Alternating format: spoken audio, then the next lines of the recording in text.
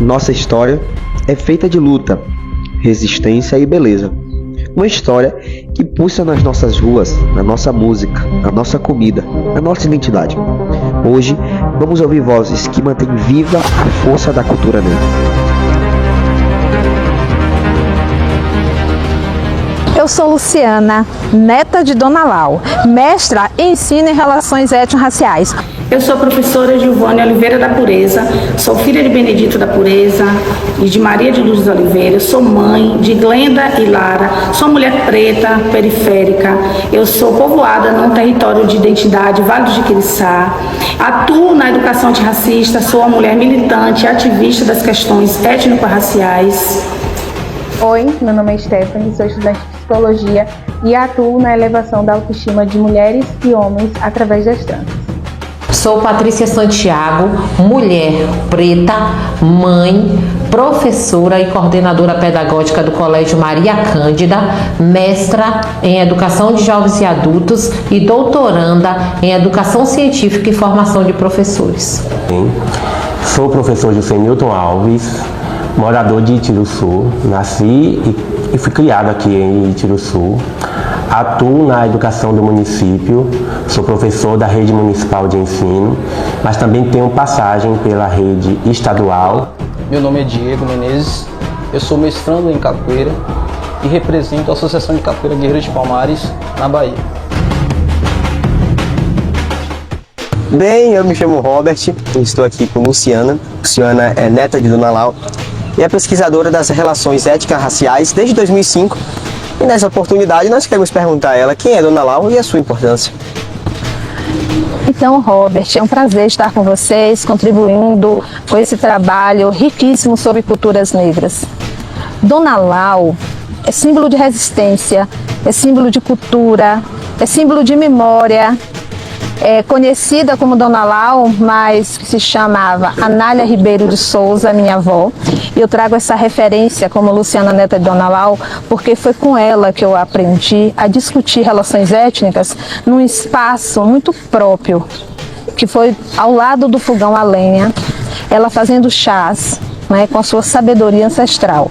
E lá um dia ela me perguntou por que Itiruçu não tinha um espaço que falasse do povo negro, das pessoas pretas. E eu fui pensar sobre aquela pergunta tão importante da minha avó. E ali ela me ensinou a importância de ter um espaço de memória. E como eu já era pesquisadora, como eu já estudava, publicava artigos, capítulos de livros sobre as pessoas negras, eu pensei, por que Itiruçu não ter esse espaço? E naquele primeiro momento, esse espaço se chamou ODI, Órgão da Diversidade de Itiruçu. Mais tarde, esse espaço teve um decreto municipal que chamou-se NEAB. Também foi pensado esse nome NEAB. Naquele período comprou livros para todos os alunos da rede pública municipal do 1º ao 9º ano. Então, foi idealizado por uma mulher, esta mulher, Dona Lau, da sua forma, né, ela me ensinou que Itiruçu precisava disso, ela fez esse despertar da minha consciência. E aí, assim, aconteceu a criação do NEAB e por ser Dona Lau essa mulher que sofreu racismos, mas uma mulher também resistente e persistente, eu sempre me titulo Luciana, neta de Dona Lau, como símbolo de memória e de respeito às culturas dos mais velhos e das mais velhas. Além de ser neta de Dona Lau, além de ser essa pesquisadora sobre essas relações, escritora de vários capítulos, como ela já me disse, ela também foi uma grande pesquisadora da comunidade dos Teixeira. E nós queremos perguntar a você, Luciana, quando começou as suas pesquisas na comunidade dos Teixeira e a sua importância, a importância da comunidade? A comunidade dos Teixeiras faz parte de mim. Eu começaria dizendo assim. Por que faz parte de mim? Porque em cada canto daquela comunidade tem um pouco do que a minha avó me ensinou. Inclusive, eu chego naquela comunidade porque a minha avó havia me dito que existia uma comunidade em Itiruçu, uma comunidade de pessoas negras. E ao chegar nos Teixeiras e ser tão bem acolhida, eu me sinto pertencente daquele povo. É uma comunidade com pertencimento quilombola, predominantemente negra, com fortes elementos culturais, um repertório cultural que você consegue perceber num pote de barro que tem no canto, no pilão, nos instrumentos, né, com um saber milenar e ancestral do mais velho da comunidade, que é seu Assênio Celestino.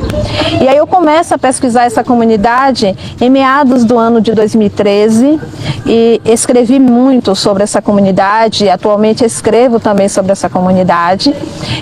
Também a comunidade foi a minha pesquisa de mestrado em Relações Étnico-Raciais na Universidade Federal do Sul da Bahia. E quando eu escrevo, eu digo que a escrita muda. A escrita é um ato de resistência. E por que eu escrevo sobre a comunidade? Para dar visibilidade àquele povo na nossa cidade, Robert. Porque nós precisamos potencializar as vozes daquelas pessoas. Nós precisamos conhecer aquele espaço, saber o que essas pessoas precisam e a importância que essas pessoas têm na construção da nossa terra, a importância que aquelas pessoas têm na construção do nosso país, né? E o que eles estão precisando, quais políticas públicas a comunidade dos Teixeiras precisa. Então, eu pesquiso aquela comunidade, mas eu pertenço àquela comunidade. Eu estou em cada canto daquele lugar. Aquele lugar habita em mim. Eu diria até que a África que habita em nós, ou iria mais além, eu diria um Ubuntu, né? Eu sou porque eles são. Como você vê a cultura negra que vive na comunidade? Então, Robert, ali são várias culturas negras.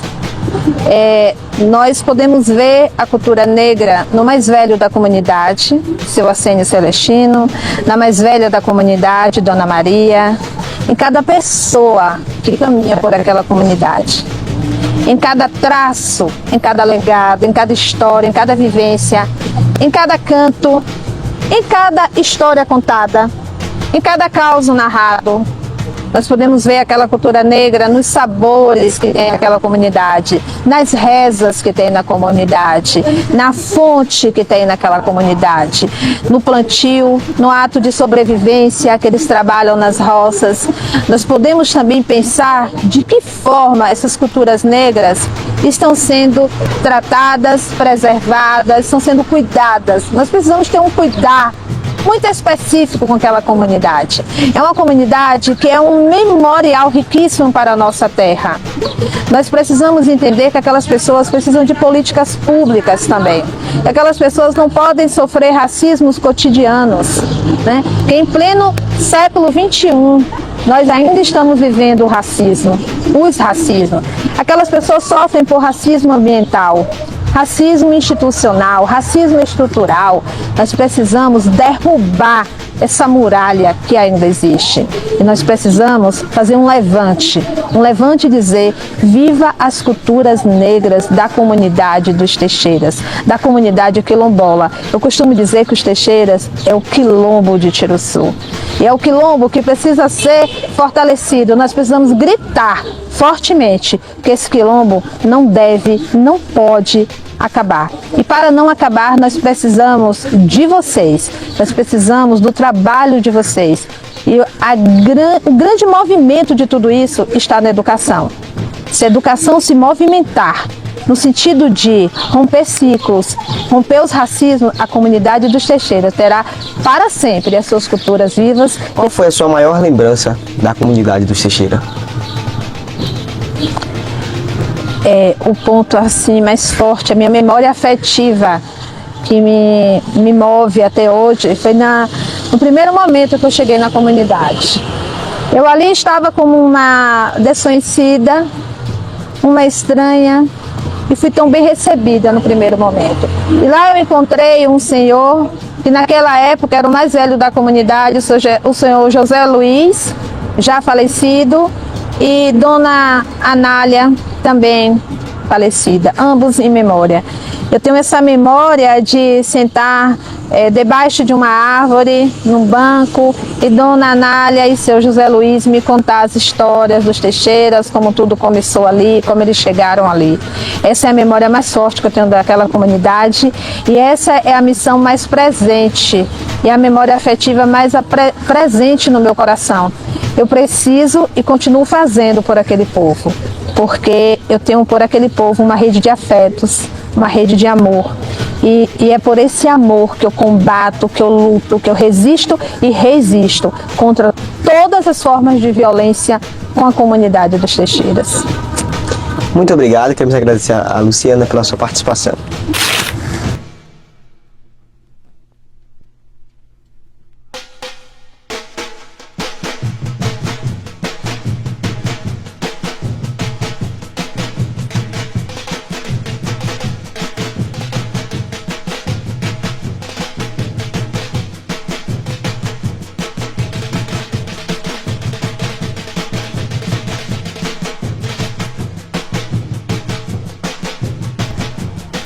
Dando continuidade às nossas entrevistas, hoje estamos aqui com a professora Giovana.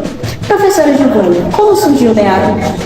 Bem, o NEAB, ele surge a partir de uma lei, que é a Lei 10.639, onde acontece em 2003 essa lei. Em 2004, o governo coloca as diretrizes curriculares nacionais para a educação das relações raciais, e nessa diretriz ele sinaliza a implantação de NEABs, que geralmente aconteceram em núcleos de universidades estaduais e federais.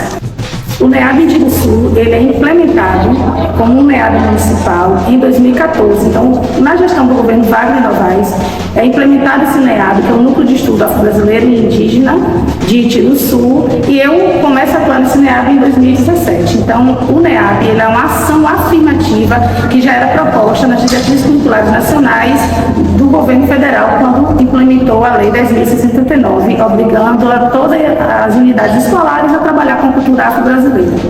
Agora queremos saber qual é o objetivo do NEAB. Como eu disse anteriormente, para a efetivação de uma política educacional antirracista, vai existir essa criação desses núcleos. Então, o objetivo do NEAB é justamente trabalhar com os nossos estudantes e com também os professores esse letramento racial, essa superação, esse combate ao racismo. Então, o NEAB é um lugar que trabalha especificamente com a educação antirracista. Esse é o maior objetivo do NEAB. E aí, dentro desse núcleo, a gente faz inúmeras atividades, como dentro do núcleo nós temos grupos de dança, grupo de teatro, grupo que vai participar da capoeira, tudo que tem a relação com a cultura afro-brasileira e indígena. Nada que fuja disso, a gente não tem o interesse. Por quê? Porque nós temos a finalidade de fazer uma atividade específica de reparação. E essa reparação só vai acontecer se nós agarrarmos todos os saberes, todas as contribuições afro-brasileira e indígena para evidenciar esses saberes nesse espaço de educação. Isso é muito bom. Agora, por que é tão importante manter viva as danças afro e essas tradições? Então, manter viva as danças afro e as tradições, eu vou falar especificamente dessas duas coisas que vocês pontuam, porque dentro do movimento negro, dentro do movimento de diáspora africana, nosso corpo preto ele não pode ser amarrado em um quadrado e seguir as perspectivas da colonização, que nos molda a partir de um outro mecanismo de dominação. Nós já fomos escravizados no passado. Então, a dança afro, ela é libertação, ela é um movimento corporal. A dança ela não é só a corporeidade, o dançar por dançar. Dentro da dança nós temos mensagem, há uma simbologia. Cada movimento corporal, cada movimento de braço, cada movimento que gira e que abaixa, que pula, existe um movimento que tem símbolos, que tem significado. Então a dança afro não é um batuque e um som que existe por existir, para entreter. A dança ela é a própria linguagem.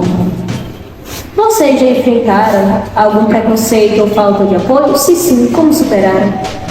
Desde a existência do NEAB, nós enfrentamos no passado e enfrentamos, então vamos usar a palavra enfrentamos com as duas perspectivas de pretérito e de presente, quando as pessoas elas não compreendem o que é um núcleo de estudos afro-brasileiro indígena e atribui a esse núcleo algo pejorativo, como dizer, no NEAB tem os macumbeiros, ou então dizer assim, não, o NEAB está tratando de religião. Então, todas as vezes que nós recebemos um grupo de alunos, nós precisamos fazer esse letramento para que esses alunos se empoderem, inclusive eles façam esse letramento dentro de suas casas, e muitas vezes esse movimento é um movimento contra-colonial, que é o que a gente diz que é o contrário, né, de fora para dentro ou de dentro para fora. Então, o aluno chega nas suas escolas e acaba fazendo letramento com professores, porque esse preconceito de não querer que o aluno acesse o espaço de NEAB, atribuindo a uma seita religiosa, que é bem uma coisa bem ridícula, eu digo que é uma coisa rasa, né, para pessoas que têm, às vezes, um mínimo de estudo. E também dizer assim, o NEAB só é lugar de gente preta, o NEAB é lugar de todas as pessoas que queiram entender a sua própria ancestralidade, que queiram respeitar e queiram compreender como o nosso país foi formado. Nosso país é um país miscigenado, então é muito preocupante para a gente do NEAB, na atualidade, ainda lidar com esse tipo de comentário, ou com esse tipo de racismo, ou com esse tipo de ignorância, que nós preferimos chamar, né, de ignorância mesmo, de atribuir o espaço como um espaço que não produz conhecimento. Só que esse espaço é um espaço de saber, e é um espaço onde a gente faz um trabalho que não é só visto dentro da cidade de Tiruçu, bem como em outros espaços que querem, né, superar esse racismo estrutural que impede as pessoas, inclusive, de viver. Para finalizar, o que significa para você liderar esse núcleo que fortalece a identidade negra? Para mim significa uma grande responsabilidade ancestral, porque nós sempre utilizamos o movimento Sankofa, que é buscar o passado para saber quem você é no futuro, o que é que você quer no presente, o que é que você vai ser no futuro. Então, a Sankofa em África é esse movimento, né? Volta e busca, vai atrás das suas origens para você saber quem você é. Então, como eu há muito tempo busquei saber quem eu sou, então para mim é um sacerdócio estar nesse núcleo e dar oportunidade a outras meninas pretas, meninos pretos, se autoafirmarem, não terem vergonha, não deixar que as pessoas coloquem eles num lugar de subalternos ou num lugar de inferioridade. Então, para mim, é um trabalho que é um trabalho duro, porque é um assunto que muita gente não quer tocar ou quer que a gente não fale sobre racismo, porém, ao mesmo tempo é um lugar de satisfação, porque eu sei que eu estou fazendo no meu mundo, que é esse Tiruçu. O meu mundo começa aqui. Então aqui eu faço meu mundo melhor. Quando eu falo sobre essas questões e meus alunos, eles conseguem respeitar o outro, amar o outro, como o outro é diferente. Nós gostamos de ser diferentes. E ao mesmo tempo a gente quer que as pessoas sejam padrão. E nós não somos padrão, porque nós somos robôs, somos pessoas. E como pessoas em diáspora de África e dos povos originários, nós precisamos ser olhados e respeitados com os nossos saberes e a nossa riquíssima contribuição. Belo posicionamento. Muito obrigada. Eu que agradeço. Acredito que a nossa entrevista está boa. Nesse momento, nós vamos entrevistar duas mulheres negras que são revolucionárias, cada um em seu espaço. Nós temos uma Patrícia, educadora, e que tem sido uma lutadora contra o racismo estrutural dentro da escola. E nós temos Stephanie, transista, que através das suas tranças deixa uma cultura negra transparecer através das suas mãos.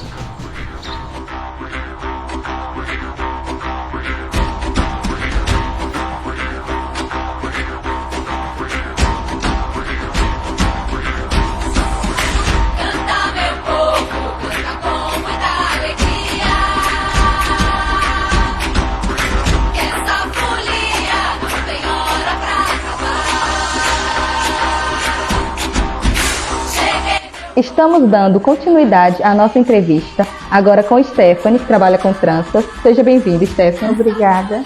A primeira pergunta que eu gostaria de fazer é: por que você escolheu trabalhar com tranças? Bom, eu diria que as tranças é que me escolheu, porque eu não planejava, não era algo que eu imaginava ser capaz de fazer, porém eu tive que aprender a fazer em mim para vencer o meu processo de transição capilar. E aí as pessoas viam as tranças e perguntavam se eu não poderia fazer nelas, quanto que eu cobrava. No início eu até senti medo, me sentindo também incapaz, achava que eu não teria possibilidade de ser uma profissional desse ramo. Porém, quando eu vi a oportunidade batendo na porta, eu pensei, por que não? E aí eu tentei, as pessoas confiaram no meu trabalho, cada vez mais eu busquei melhorar, conhecer novas técnicas, novos modelos, materiais diferentes, tudo que eu pudesse fazer para poder fazer o meu melhor dentro dessa área. E tem dado certo. Para você, o que o cabelo representa para a identidade negra? Bom, essa pergunta é muito interessante porque eu diria que o cabelo ele vai ter várias representações, a depender de cada pessoa, do contexto onde ela está inserida. Mas para mim eu diria que o cabelo ele representa liberdade, representatividade e resistência. A liberdade porque quando nós assumimos o nosso cabelo, nós experienciamos a liberdade de não nos importar com o que as pessoas vão achar de nós, do nosso cabelo, e nós vamos também nos libertar daquele padrão europeu, onde nós só somos entendidas como mulheres bonitas se tivermos o cabelo liso, tivermos traços finos. Então, quando nós assumimos o nosso cabelo, nós estamos saindo dessa prisão que, de certa forma, quer ditar a forma como nós, mulheres, devemos nos portar diante da sociedade, principalmente esteticamente. E também eu diria que a resistência, porque essa forma de liberdade também nos leva a romper o padrão do racismo que está muitas vezes oculto naquela forma subliminar em comentários do tipo, o que eu já vivi muitas vezes. Ah, você fica mais bonita de cabelo liso. Por que você vai deixar o seu cabelo? O seu cabelo é muito duro. Então, a gente acaba rompendo também com esses padrões, com esses comentários, e a gente acaba resistindo. E a representatividade, eu acredito que nós começamos a ocupar outros espaços, seja em faculdade, escolas, trabalhos, outros lugares de maior prestígio. E nesses lugares, com certeza, vão ter pessoas que vão se identificar com nós. Muitas vezes, mulheres que têm o desejo de assumir o seu cabelo crespo, porém não têm a coragem. Ou nas escolas, vamos encontrar crianças que não acham o seu cabelo crespo bonito e que queria ter o cabelo da coleguinha, que muitas vezes é um cabelo cacheado, mais aberto, ou às vezes até um cabelo liso. E quando nós ocupamos esse espaço, nós estamos querendo dizer, mesmo que de forma inconsciente, que o nosso cabelo também é bonito, que a gente também pode ser quem nós somos e que não há problema nenhum em ser negra e assumir os nossos cabelos crespos. Como você se sente empoderando outras mulheres com o seu trabalho? Bom, eu me sinto muito bem, né? Porque felizmente eu consigo ver aqui de forma imediata a autoestima de muitas mulheres ser transformadas. Muitas chegarem aqui entristecidas, com a sua autoestima abalada, e durante todo esse processo, né, que é o fazer a trança, que é o fazer outros modelos que não sejam de trança, a gente acaba devolvendo essa autoestima, e quando a cliente se vê no espelho e gosta do resultado, para mim isso se torna muito gratificante. Além do mais, que a trança, além de devolver a autoestima, ela ajuda na praticidade. Então, quando a pessoa não tem tempo devido para cuidar do seu cabelo, para estar mantendo ele ali sempre arrumado, a trança ela vai atuar nesse auxílio e as mulheres vão conseguir ter mais tempo para se cuidar em outras formas, porque o cabelo já não vai ser mais uma preocupação. A trança também ela vai ajudar o cabelo a crescer de forma saudável. Não porque a trança ela tem o poder de fazer o cabelo crescer com mais facilidade, mas porque ela auxilia esse crescimento protegendo os fios, porque eles ficam ali guardadinhos. E atuar também nesse processo de transição capilar, o qual eu já passei, já entendo. Aconselho muito as minhas clientes, principalmente sobre o momento certo para fazer o corte. Então, eu acabo me sentindo muito participante da vida delas e vejo, sim, a mudança que é quando ela chega a primeira vez e durante esse processo de retorno e volta para fazer a trança. E, sim, a autoestima é mudada de forma considerável positivamente.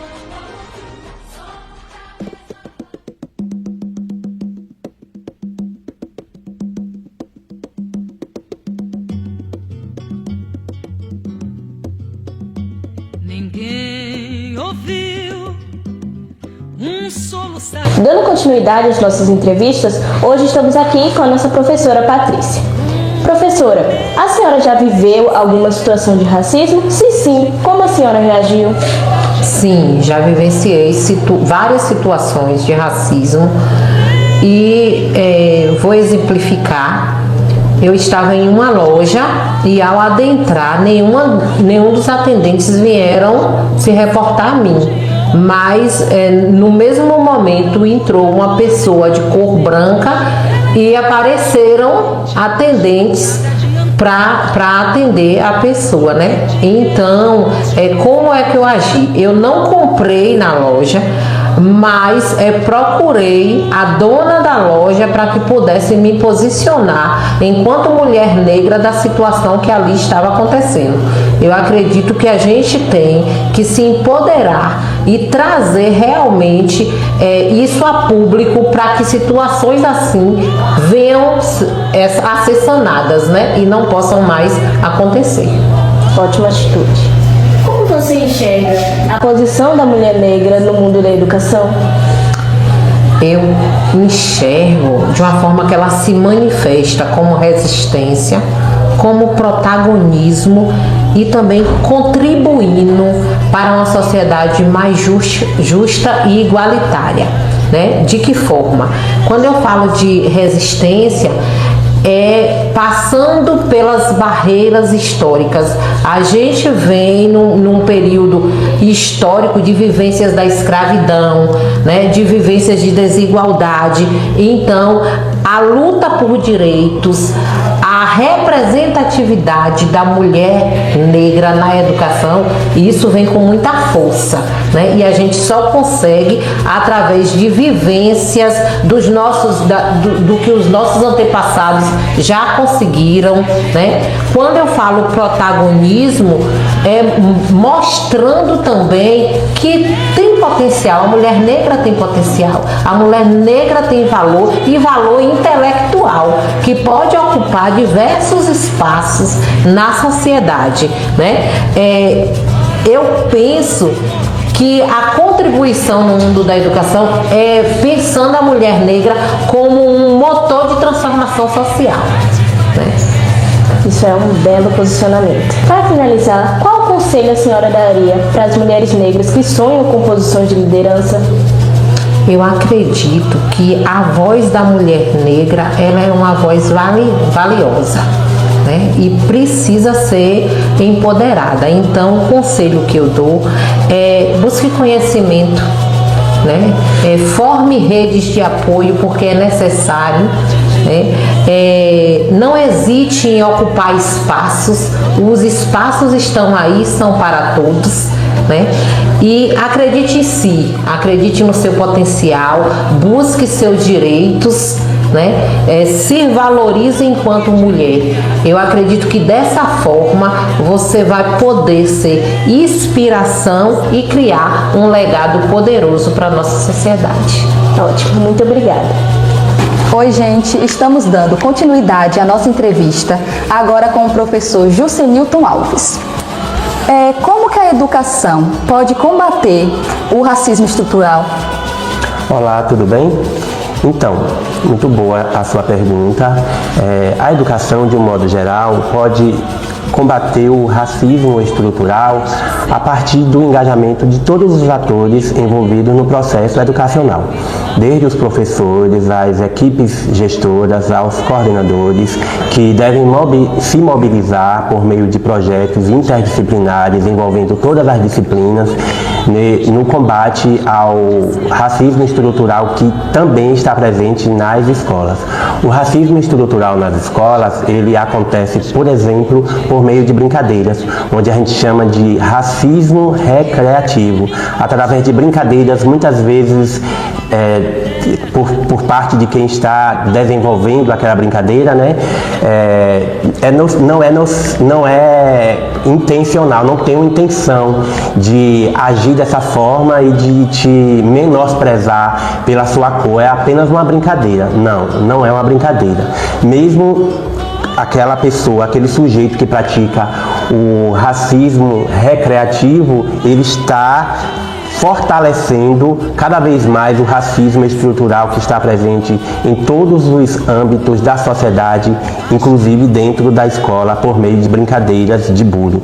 Então, a escola tem que se engajar no combate do racismo estrutural por meio da efetivação das duas principais leis, a Lei 10.639 e a Lei 11.645, que são duas leis que o MEC, juntamente com todos os órgãos educacionais, utilizam para que o racismo estrutural saia do nosso meio e se extingua. Quais são os maiores desafios para aplicar a história afro-brasileira no currículo? Para que as redes municipais de ensino apliquem nos seus currículos, nos seus respectivos currículos, o componente curricular História e Cultura Afro-Brasileira, ou desenvolva por meio de atividades como eixo temático, por exemplo, História e Cultura Afro-Brasileira e Indígena, é necessário que as equipes, principalmente através de ações da Secretaria de Educação, né, as equipes se envolvam nas ações realizadas pelas Secretarias de Educação, orientadas pelas Secretarias de Educação, de maneira que práticas sejam efetivadas, estratégias sejam efetivadas no sentido de fazer com que a história e cultura afro-brasileira e indígena saia do papel e de fato se concretize por meio de tudo isso que eu falei, de ações, de estratégias que faça com que este tão importante componente, como eu falei na pergunta anterior, né, eles são respaldados por leis nacionais, eles saiam do papel e de fato se efetivem e seja vivido por todos os estudantes, todos os profissionais que atuam nas escolas, desde professores, a equipe de apoio, os coordenadores pedagógicos e diretores. Todos são responsáveis pelo desenvolvimento da história e cultura afro-brasileira e indígena nas escolas das redes de ensino e, no caso aqui da nossa cidade, a Rede Municipal de Ensino de Tiruçu. Qual mensagem você deixa para os jovens negros que querem entrar em uma universidade? Uma mensagem de encorajamento e de entendimento de que a universidade está aberta para todos e todas. Obviamente que para a população negra tudo foi ao longo da história mais difícil, né? As pessoas falam muito da questão da meritocracia e é justamente ela quem faz com que muitos negros, como eu, ao longo de suas trajetórias, tivessem dificuldades para adentrar no espaço universitário. Eu, obviamente, como pessoa negra, lá atrás, considerando a minha experiência de vida, lá atrás no tempo eu enfrentei muitas dificuldades financeiras, dificuldades socioeconômicas. Eu tive que conciliar trabalho com estudo para conseguir chegar onde eu cheguei, conciliar trabalho com estudos, trabalhos variados, desde trabalho com a lavoura, trabalhos que não eram de carteira assinada, digamos assim. E a mensagem que eu deixo é de resiliência, de resistência, no sentido de fazer com que os jovens entendam que o espaço para cada um deles na universidade, desde que eles tenham como objetivo ingressar na universidade e concluir, fazer um curso universitário, esse espaço pode ser conquistado por eles por meio de lutas e de objetivos mesmo de vida, no sentido de, pronto, é isso que eu quero para a minha vida, eu estou matriculado numa escola de ensino médio, que já estou me preparando para entrar no ensino superior. O governo, por meio de vários projetos, a exemplo do SISU, a exemplo do ProUni, o próprio Enem, já faz com que esse acesso à universidade seja mais equânime, né?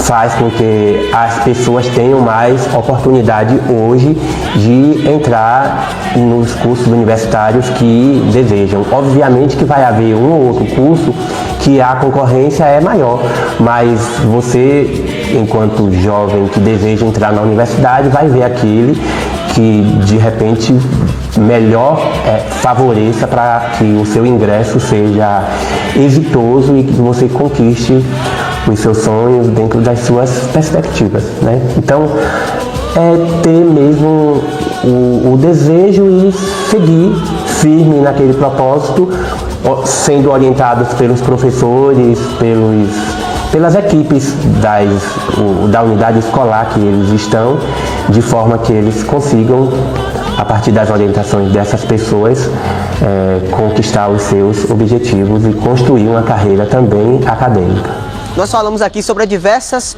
culturas e resistências. Nós falamos sobre trança, educação e agora nós vamos falar sobre a capoeira. A capoeira nada mais é do que a resistência dos negros. Além disso, é uma dança, é uma cultura, é uma luta. E nós vamos conversar agora com o professor Diego. Ele vai nos mostrar um pouco sobre essa cultura.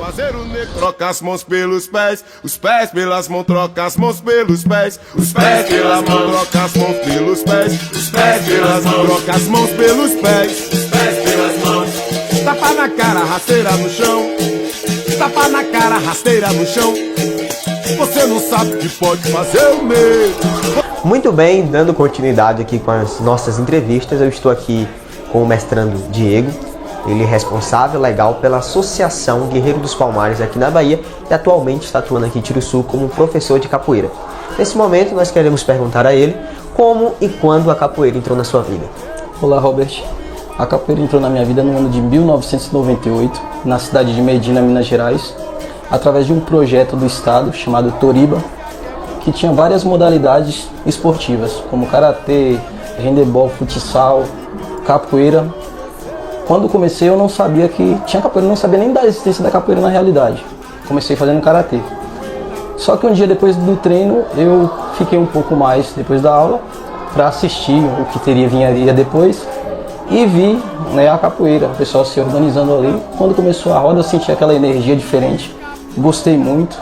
Chegando em casa pedi que minha mãe me trocasse, tirasse do karatê e colocasse na capoeira. Ela não queria, o rapaz também que fez as inscrições também não queria trocar, mas eu insisti até que trocou. E de lá até hoje estou na capoeira, já vai fazer 27 anos. Muito bem, como ele nos disse aqui, lá se vão 27 anos de capoeira e nós queremos perguntar para ele o que a capoeira representa para você. Eu poderia definir a capoeira de várias formas, como uma cultura, luta, esporte, dança, como alguns gostam de dizer, né? Uma luta de resistência, mas para mim ela é uma filosofia de vida, ela faz parte da minha vida, ela é minha vida, amo e vou fazer capoeira até os últimos da minha vida, se assim Deus permitir. Diego, como a capoeira permite, ajuda a cultura afro-brasileira a permanecer viva? A capoeira, como eu falei anteriormente, ela também é uma cultura e através da oralidade a gente vem mantendo ela viva, porque diferente de outras artes ou até de quem faz faculdade, né, para poder estar ensinando, a capoeira ela é transmitida de um professor para o seu aluno.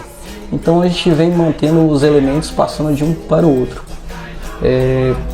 Na capoeira tem o maculelê, o jongo, o samba de roda, entre outros vários elementos, como a puxada de rede. Isso são tudo cultura que a capoeira mantém hoje e vai passando de geração em geração, certo? Hoje no mundo a capoeira é uma das maiores divulgadoras, se não a maior divulgadora da língua portuguesa e a maior difusora da cultura brasileira fora do país. Não tem karatê e não tem kung fu. Oh, meu filho, quando nascer, vou perguntar à parteira o que é que meu filho vai ser. Meu filho vai ser capoeira, capoeira, catu. Oh, eu fui pra Ribeira comer caruru. E comer caruru e não comer angu.